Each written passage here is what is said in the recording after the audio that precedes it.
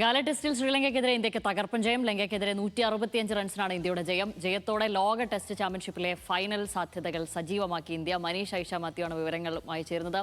മനീഷ്, എളുപ്പമല്ലായിരുന്നു, വിയർത്ത് തന്നെയാണ് ജയിച്ചത്, എറിഞ്ഞിട്ടു അല്ലേ? ഷാമിലി, തീർച്ചയായും മാനവ് സുന്ദറിന്റെ മനോഹരമായ ബോളിംഗ് ആണ് ശ്രീലങ്കയെ ഇന്ത്യക്ക് 120 റൺസിന് പരാജയപ്പെടുത്താൻ കാരണമായത്. നേരത്തെ 372 റൺസ് വിജയലക്ഷ്യമായി ഇറങ്ങിയ ശ്രീലങ്ക ഇന്ന് വളരെ കരുതലോടുകൂടിയാണ് ബാറ്റ് ചെയ്തത്. അവരുടെ നായകനായിട്ടുള്ള ധനഞ്ജയും അതുപോലെ തന്നെ കഴിഞ്ഞ ഇന്നിംഗ്സിൽ സെഞ്ചുറി നേടിയ താരവും ചേർന്ന ഒരു വലിയ രീതിയിലുള്ള ഒരു പാർട്ണർഷിപ്പിലേക്ക് മത്സരം കൊണ്ടുവന്ന സാഹചര്യത്തിൽ ഒരുപക്ഷെ സമനിലയിലേക്ക് മത്സരങ്ങൾ നീങ്ങിയേക്കുമെന്ന് പോലും കരുതിയിരുന്നു. അങ്ങനെ ആദ്യ സെഷനിൽ ഭേദപ്പെട്ട പ്രകടനം തന്നെ ശ്രീലങ്കയുടെ ഭാഗത്തു നിന്നുണ്ടാകുന്നു.